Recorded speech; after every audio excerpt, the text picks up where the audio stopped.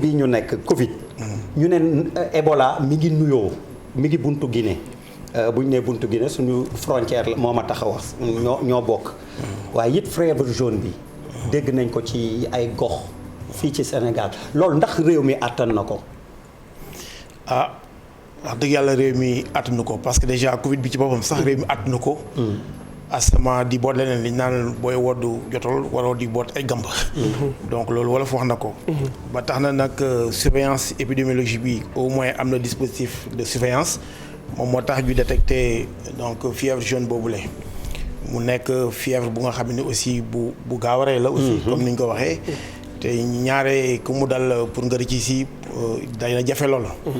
bon moo tax nag démb la campagne bi commencé vaccination bi. donc loolu moo ñu ci mën a génne. vaccination bi. fièvre jaune heureusement campagne bi démarré na te aussi am nañu fi Institut Pasteur bu nga xam ni moom ci boppam sax def na ay jéego yu bari ci vaccin yi.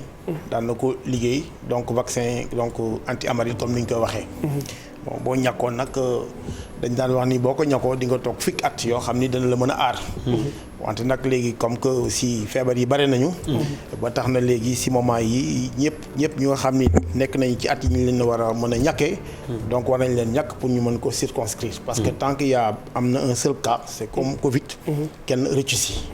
parce que noonu la ñu dàqee donc li ñu naan poliomyélite. noonu la ñu fi dàqee rougeole ak yooyu. noonu lañ ko war a mun a dàqe moom tamit. li ci des nag mooy Ebola bi nga wax. amoon na bii nuyoo. donc benn cas lañ fi jotoon am gis ngeen coow li fi am. parce que Ebola si boppam bokkul ak aussi Covid. parce que Ebola Covid dafay rey mais Ebola moo gën a gaaw a rey.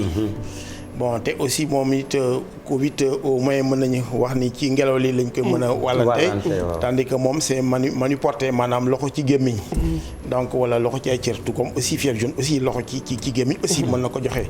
heureusement que raxasu bi ñu raxasu ak yooyu loolu mën nañu un peu fekk ñu wante nag li am solo mooy mu bañ fi agsi moom moo gën. loolu nag toujours day poser problème mu frontière maanaam économie yi ak ñeneen ñi. bon mais ñun nee nañu même bu OMS bi mu fi ñëwee bu njëkk ba. man maa njëkk a wax d'ailleurs ci ak seen benn journaliste Cheikh Mbengue maa ngi ko nuyu bu baax mu defee article boobu si journal moom Sud. ñu wax ni ñun li ñu préconiser mooy ñu fermer frontières yi. comme que Guinée rek la nekk ak ginnaaw Guinée. donc bu ñu fegoo ñun ci wàllu bopp dana war a mun a sotti. fekk woon nañu waaye bis bi ñu ko relâché. parce que dañuy wax ni OMS du wax kenn tëjal sa frontière. mais nag état yi dañu am seen souveraineté. bu dee feebar bi bu duggee fii doo ci mënati dara. vaut mieux nga jéem a seet ci frontière bi nan lañ koy négocier entre réew ba feebar bi duñ mën a kii moo tax ci frontière bi ci boppam. dispositif bi war na fa war a mun a nekk. bon dégg naa médecin chef région Kolda di wax ni am na ay jéego yu ñu ci def ba ñu ngi def un dispositif donc pour que cas bu am ñu mën ko détecter mais xam ngeen suñu frontières yi ay passoire lañu. donc prox ndool yi dañoo bari fu nekk. ba tax na nag pour fexe ba parce que ñenn ñi tam vélo la ñuy demee ñii tànk la ñuy demee. te ensuite am nañu marché boo xam ne ñoo ko bokk ñun ñëpp. au niveau international. même malgré les restrictions. bon ba tax na nag il nous faut beaucoup de précautions. parce que benn cas bu ñëw. dina indi ay problème tey ñun personnel santé bi la gën a yàpp parce que ñoom ñooy les premiers éléments de contact te ku ko ci am aussi di nga ko wàll sa njaboot lu mu gën a gaaw ak sa entourage te dafa gaaw a rey tamit Mballo Dia Thiam est-ce que am nañu dispositif boo xam ne d'alerte bu opérationnel pour feebar yu ni mel te mu nekk mara détail feebar yu doy waar muy fièvre jaune bi nga tudd léegi wala Ebola bi est-ce que am nañ dispositif bu nga xam ne lu mel noonu su feeñee rek ci saa si état bi am na ay jumtuwaay wala roode na ci loo xam ne da koy jël en charge immédiatement. waaw loolu moom wax dëgg ci la am na donc li ñuy wax dispositif de surveillance sentinelle d'ailleurs c'est toute la sous-région. ba tax na benn cas bu mu amee fenn danañu wax mandarga bi cas bi mandarga bi bu boobaa ñuy jéem a jël ay jumtuwaay wante nag li ci am solo mooy ñëpp bokkuñu au niveau d'information ak niveau formation moo tax ci tribune bi aussi ñu ngi ciy profiter wax ministère de la santé na ci communiquer bu wax fu affaire bi tollu ñi ñu war a informer sensibiliser leen ñu sensibiliser leen ñi ñu war a recycler ñu recycler leen. parce que waruñu bett comme ni ñu yenn yi bette. ba noppi nag ñu protéger surtout personnel bi. protection bi daf si am solo. soo déggee ma lay laaj question boobu c'est parce que Ebola bi mu fi amee donte njàqare amoon na mais gis nañ ne état bi quand même jëloon na ay motuwaay yu gaaw yoo xam ne musaloon na nit ñi est-ce que yooyu dañ ciy tirer ay leçons wala ñun suñu demee ba am benn expérience rek dañ koy fàtte ñu bàyyi ko yow tey est-ce que yaakaar nga ne su fi yàlla tere su fi Ebola bi duggoon wala fièvre jaune bi law fi dinañ am dispositif de riposte bu efficace. non dina am njàqare bu bari parce que déjà ñun am nañu problème ak déjà Covid bi. hôpitaux yi fees nañu dell. benn cas rek bu ci doole ko muy fièvre jaune wala muy Covid muy Ebola problème lay doon. fu mu nekk nii moom dañoo sës bu doon nekkuñu ci situation yi au moins. mais fu mu nekk nii wax dëgg yàlla att nañu loolu li ñuy yore att nañu ko sax ba ciy boole leneen ba tax na nag il faut que ñu def ay pexe pour que mu bañ a agsi fii fexe ba Guinée googu bu mu nekk. donc bu mu fa jógee wala dëkk yi gën a jege Guinée pour du fa jógee ñëw fii. loolu moo ci am solo. lépp lu ñu mën a def nag prévention lay doon même Ebola bu mu ñëwee lan lañ doon wax raxasu leen nañu raxasu nañu fexe ba du ñu am contact ak ñooñu tamit dañ leen di isoler faj leen fa ñu nekk. heureusement aussi que ñi am Ebola bokk ñoo ngi nekk am Covid parce que am Covid mën nga voyager. daanaka ku am Ebola doo ko tal. parce que jaare da ngay sa biir day daw nga ànd ak yeneen ak yu mel noonu. doo tal a voyager heureusement loolu sax. tax na naaj waaye hémorragie. comme aussi fièvre jaune aussi dana am aussi hémorragie. mais Ebola aussi noonu la mel. ba tax na nag fu ñu toll ñooñu comme que ñoom du ñu voyager wala du ñu ko tal loolu au moins nekk na circonstance boo xam ne war na mën a tax ñu mën ko circonscrire. surtout que benn côté la jógee. mooy côté Guinée. jógeegul feneen. alors yaa ngi ko doon wax léegi ne hôpitaux yi dañu fees keroog dañ fi def émission jàkkaarloo waa force Covid doon ñëw di def bilan nee nañ ci première vague bi dañoo kontaanoon seen ci liggéey bi amoon na ay lits d'hôpitaux yu des na nga jamono ji wax nga ko ak deuxième vague bi fépp a fees léeg-léeg da ngay gis ku yor malade am ñetti fan man gis naa ko ñu wër ñetti fan pour utal ko place loolu nuñ ko mën a expliquer. waaw mais ni ñu ko mën a expliquer mooy que dañu ni défi bi ñu am ci Covid bi. je précise public comme privé. waaw mais défi bi ñu am doo am foo ko dugal. défi bi ñu am mooy défi prévention parce que fi mu nekk fii ak les mesures préventives là nit ñi nekkuñu si carrément. ba tax benn cas du am parce que benn cas mooy am indi cas contact ak yeneen cas yi. mais cas yi aussi ñoom ñooy indi aussi cas grave yi parce que comorbidité yi parce que personnes âgées yi ñi si gën a bari ku ci amul asthme yaa ngi ak diabète wala yaa ngi ak leneen donc ba tax na nag même bu dul dara sax ñooñu dañoo soxla seen i place or hôpitaux yi seen wàllu bopp du woon ay hôpitaux pour Covid parce que dafa doon ay centre de traitement yu nga xam ni fa la yooyu di ñëm wala en cas de catastrophe ñu yóbbu leen fa loolu amu fi. donc hôpitaux yi bu ñu ñëwee dañuy jël maanaam dañuy li ñuy wax dañuy lekk ay yeneen yoo xam ne moom ñu ko woon. ba tax na nag même ñooñu feebar yi ñu am bu ñu deful ndànk dafay gën a garaaw bu ñu ci amee Covid aussi mu nekk beneen pexe. ba tax na nag li ci am solo mooy tant que feebar bi téyewuñ ko cas grave yi danañu gën a bari lii dana gën a manqué. te ensuite nag suñu état des lieux bu ñu ko xoolee si ressources humaines yi. affaire urgence discipline boobu yàggul ñu profiter féliciter professeur Madiara Bey mi nga xam ni presque moo fi njëkk indi certificat boobu ci urgence waaw ba tax na nag réanimateur parele wuñ ko te les spécialistes aussi defuñ ci ay jéego parce que depuis indépendance ba léegi ñun ñoo njëkk am parce que cadre africain fi lañ leen formé mais ñooñu bu amoon stratégie de rétention de ces cadres là duñ toll ci situation bi mais ba tax na nag c'est vrai même France ak ñeneen matle wuñu mais ñun la nga xam ni minimum bi fi waroon nekk amu fi ba léegi il faut que ñu def ay jéego ci loolu moo tax ñu nekk ay situation yu njàqare. tey personnel de santé bi Mballo Dia Thiam lan mooy seen taxawaay seen état d'esprit est-ce que ak li ngay wax débordement yi hôpitaux yi nu ñu saturé est-ce que ñu ngi def seen liggéey ci xel bu dal est-ce que gouvernement bi mu ngi leen di encourager ci lu mel ni ay prime wala ci wax wala tey lan mooy seen état d'esprit. waaw état d'esprit bi daal mooy que li ñu waroon am wala li ñu séntu woon ci mbir mi gisuñu ko ci. parce que bu ñu demee ba mbir mi feebar bi tax ba ñu mobiliser 1000 milliards foogoon nañ ni santé du ci am lu dul 10% ci 1000 milliards parce que feebar bi moo tax économie bi am leneen ak leneen bon boo gisee ñu naan ay 100 milliards presque 100 milliards presque boo xoolee mooy presque mooy le 10e de 1000 milliards. mais bu fekkoon ni fexe woon nañu ba 1000 milliards yooyu ñu fexe ba éponger dettu hôpitaux yëpp. Remettre leen aux normes parce que mettre leen aux normes c'est pas seulement jël quelques équipements. parce que normes yi mooy infrastructures yi équipements yi population bi buy gën a màgg dafa am aussi ay normes d'implantation hôpitaux yi ak parce que centre de santé. donc normes yi mooy loolu yeneen normes yi aussi mooy équipements yi fa nekk mais yeneen aussi mooy personnel qualité yi fa nekk. léegi gis nga ni génn nañu ay yenn hôpitaux yoo xam ni ñu ngi koy inauguré wala ñu ngi koy waaj a inauguré. mais ak ban personnel. hôpitaux yi dañuy obligé recettes yi ñu am. ñu ciy fay personnel mu plombé leen ak seen marge salariale. or problème bi mooy bari barkele moo gën comme ni wolof di wax. c'est-à-dire lu ñu gàññi te amul njariñ lu yem te am njariñ boobu c'est-à-dire le minimum donc qui est disponible na nekk un minimum fonctionnel. loolu mooy suñu mébét ci loolu. mais est-ce que hôpitaux yi aussi. ñu ba tax na nag sur la question de la motivation comme ko wax nga ko. lu mel ni français yooyu gis nañu non seulement président bi daf leen jox ba pare yokk seen payoor. gis sax seen grille salariale. fii ñun même bu amee sax aussi gouvernement bi mus ci waxtaan ak ñun dañoo dégg rek ni dana am 50 000 francs yoo xam ne danañ ko jox nit ñi pour neexal leen ci juróom-benni weer loolu gisuñu sax fu ñu ko bind fenn. jot ngeen ci wala jotagu leen ci am na ñu si jot. am na ñu ci jot wala il faut mu leer il faut mu leer. si am na ñu ci jot. mais lu tax tamit ni nga waxee ñenn ñi jot ñenn ñi jotuñu. am na ñu ci jotul loolu nag moo ñu ëlëm. parce que ñun foogoon nañu ñun ci suñu xel mu gàtt. que même les forces de l'ordre war nañ leen motiver. ak l'administration centrale. parce que problème de comportement la du problème mu garab gu ñuy joxe.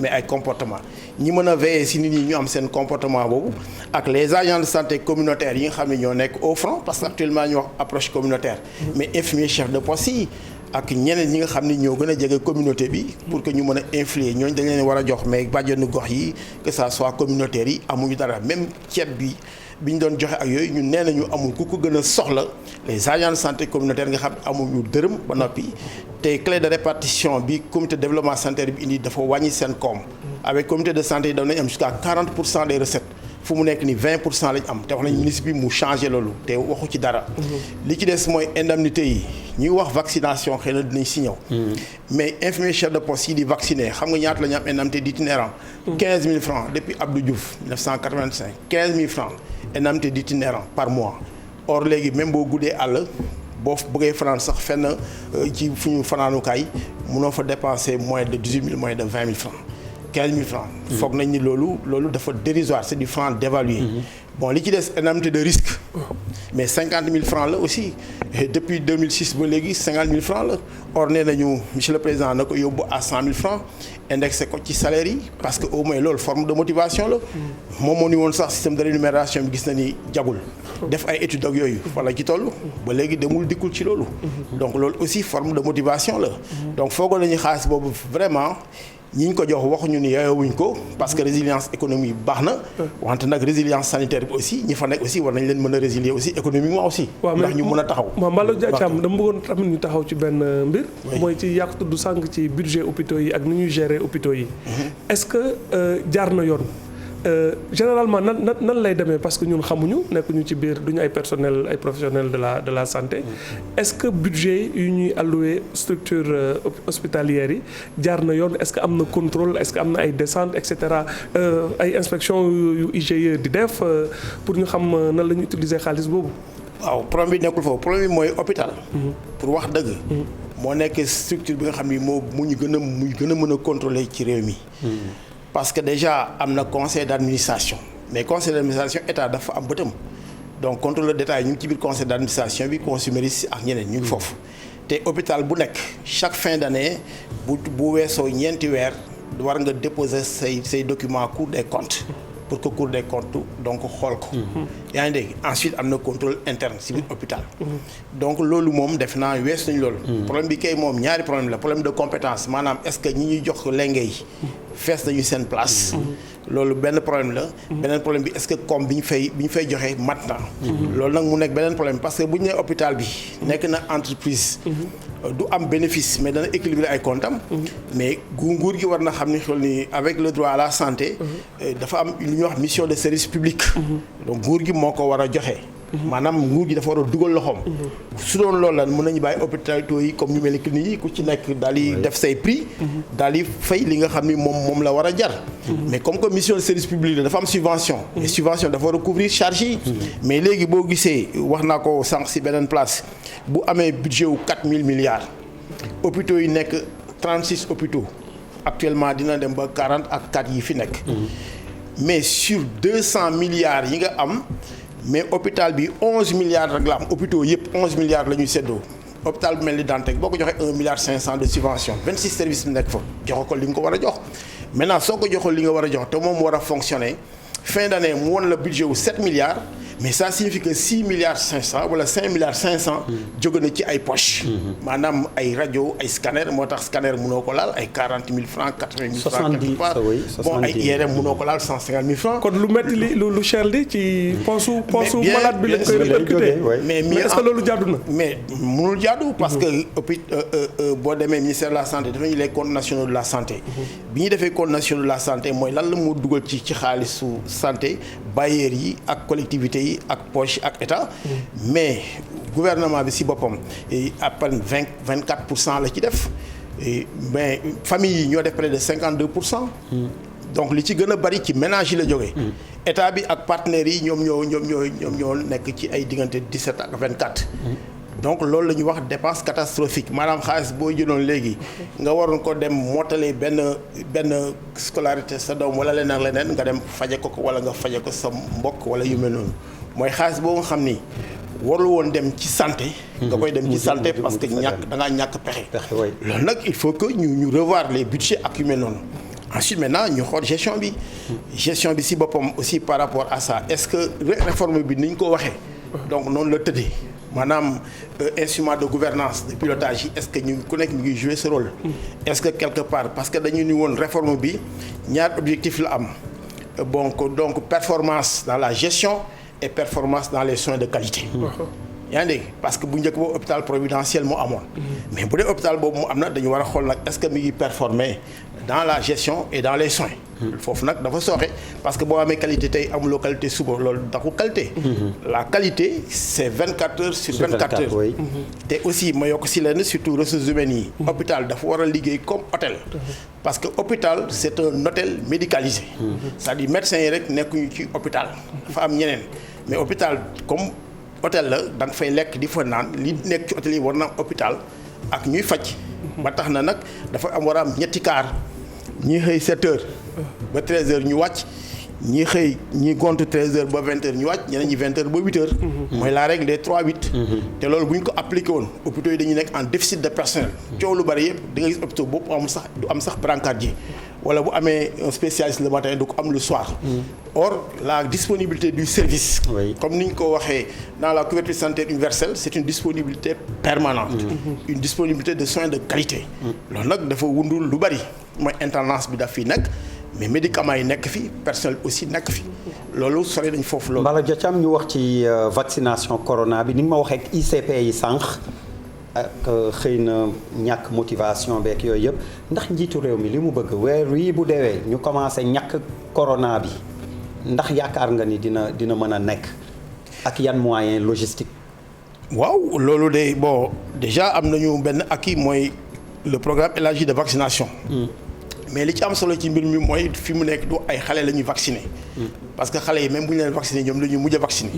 ñi war a vacciner mooy personnel de santé bi la ñuy wax. ensuite ñi am ay comorbidités. maanaam ñi am vulnérables yi waaw. waaw ak maintenant ñi nga xam ne dañoo màggee. dañoo âgé. maintenant benn problème bu njëkk bi mooy am na si ñoo xam ne nangu nañu am na ñoo xam ne nanguwuñu. il faut que ñoom ñu dalal seen xel. wax leen ni garab vaccin ci boppam comme que garab amagul. loolu moo fi sës. maintenant dafa am ñu war a wax ak nit ñi pour ñu gëm leen. parce que am na ñoo xam ne bu ñu waxee aussi même bu ñu waree wax aussi duñu leen gëm ci seen i wax. ñu persuader leen loolu mu nekk premier problème. beneen bi mooy personnel de santé bi aussi ñu woo leen wax leen ni bii lañ tànn ci anam yi lañ ko tànnee ñoom début pandémie bi ba léegi woowuñu en tant que partenaires sociaux pour ñu bokk ci mbir mi. maanaam ñu wax ci suñu xalaat ci comité de gestion bi ak partout ailleurs même pour la vaccination dañoo xaar ba semaine ba lay passé ñu woo ñu pour moins de 2 heures de temps ni ñu voilà léegi gouvernement bi dina bëgg a jël ay vaccin yii danañ ko jël degré bi bii mooy 80 degré la bii mooy 70 degré ndangam danañ wut ay bagages indi ko. mooy bu Sinopharm bi ak AstraZeneca bi. waaw bon parce que ñaar yooyu lañu dégg ni ñoo fi ñëw de. bon parce que yooyu peut-être yooyu moo gën a yomb wala initiative COVAX bi. ci boppam boobu la gën a jàppale. yow lan moo ci sa gis-gis lan moo gënoon yow su fekkoon da nga ci am point de vue personnel. lan nga leen doon digal. point de vue personnel mooy ñun. d'abord commencé wuñu comme ça dañoo commencé def suñu benn webinaire professeur Tandakha Dièye ñu woo ko moom loolu mooy liggéeyam. mooy saytu affaire vaccin saytu aussi affaire greffe ak yu mel noonu loolu mooy spécialité wax nañu lan moo tax gaaway vaccin bi am parce que ñi see gën a bari li leen ëllëg mooy vaccin bi pour ka mu gaaw or addina bi yëpp ñoom ñoo sotoo affaire boobu. sot boole seen i xam-xam boole seen i alal kenn nëbbul dara sa morom comme ni ñu ko daan defee. ba tax ñu am loolu parce que économie bi yëpp mondiale dafa faagagal. ba tax na nag ñun gëm nañu ni vaccin moo ñu ciy génne. te même vaccin bi bu kii à 70% baax na ñun nekkuñu ci diggante 70-80%. mais nag li am solo mooy logistique bi ci boppam nee nañ danañ indi ay frigo yu am moins 180 mun na dañ moins 180 mooy loolu mooy objectif bi bon suñu wàllu bopp mooy. nañ ko war a waxtaan nañ ko waxtaanee gouvernement bi na woo ñi nga xam ne ñooñu la war a waxtaanee mu ne leen ñun de jot nañu am affaire bi nii lañ ko bëgg a doxalee ci anam yii bu boobaa dana gën a parce que efficacité am na mais efficience moo ko gën. te li ñuy wax mën nga forcer quelqu'un à travailler mais puis pas le forcer à bien travailler. te enseigne que ñun ñoo xam ne ñoo yor vaccination bi. et gis ngeen sax daawaati jéeg ma rappelé comme ça en passant en 2018 ànd gësëm bu mu nekkee si ay grève ba gouvernement bi bañ a ñu xool ak yu mel noonu. bañ demee ba sonn dañuy bàyyi vaccination bi. et bi ñu bëggee réquisition ak yooyu ñu daal leen delloo seen antigène mu nekk problème bu métti. donc infirmier chef de poste yooyu ñoom moom vaccination. heureusement que le docteur Mamadou Ndiaye directeur de la prévention xam na ko bu baax. koo xam ne nag moom moo lay vacciner di dem di vacciner da nga wax ak moom pour que moom mu mën a xam ki muy vacciner lan la koy wax. ni ko vaccin bi baax na parce que nangam man sax ñàkku naa sama waa kër ñàkku nañu mu nekk la pédagogie par l'exemple. comme ni ñu ko waxee donc ñun foog nañu ñi nekk ci kaw war nañu gën a mën a communiquer là-dessus. former informer sensibiliser pour que population yi mën a adhérer sinon mën nañuy def alal bu dul jeex te liñ ci bëggoon duñ ko ci am. comme takk masque yi ñii ngi takk ñii duñu takk ñii koy takk ci bakkan ñii takk feneen. donc loolu aussi gënul il faut que mu am beaucoup de rigueur dans tout ce qu'on fait. ma xaw a génn ci lii yëpp Mballo Dia Thiam kañ ngeen di taxaw yéen syndicats yi ni ngeen di kaase yu bëri. ñu kaas ci Sénégal am informatisation wu fichier wu patient yëpp barka ba su ko neexee tey dem hôpital principal mais bu gannaaw suba bu ko neexee mu dem Fann te bu demee Fann cartam bu muy yor wala je ne sais pas logiciel bi nga bu joxee turam lépp luñ ko mës a defal principal wala feneen buñ ko xoolee rek xam ko ba ci ñaq gi ñuy waaj doon na baax trop ku ci amoon comorbidité wala nangam suñu amoon loolu am ko lu tax Sénégal ñu toll 2021 lu mel noonu amagu fi. waaw loolu c'est que avant que sax ngay wax ci loolu dafa am ci réforme hospitalière li ñu naan système d'information médicale. système d'information boobu nag boo ñëwee hôpitaux yi fi nekk yëpp am na lu ñuy wax index patient boo fa ñëwee benn numéro nga am même moo fa dellu suwaatee aussi numéro boobu la ñu génnee loolu am na ba noppi. maintenant en dehors de l'hôpital am na dans les centres de santé les DICIC. li ñu naan le système d'information à des fins de gestion moom la ñuy wax SIG. loolu yëpp am na. maintenant ñaari système yooyu la ñu war a mën a boole. wante nag li am problème mooy dafay sooxe dans certains hôpitaux yenn yi système d'information bi marché na yenn yi marché wul te loolu direction des établissements de santé moo war a liggéey ci loolu.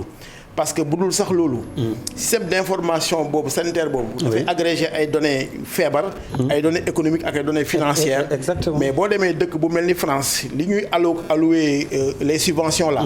c'est à partir dañuy wax indice synthétique d'activité indice synthétique d'activité. mooy li ñuy wax point ISA yooyu nag moom la ñu xayma ci xaalis pour mën a wax ni kii lii la am kee la am.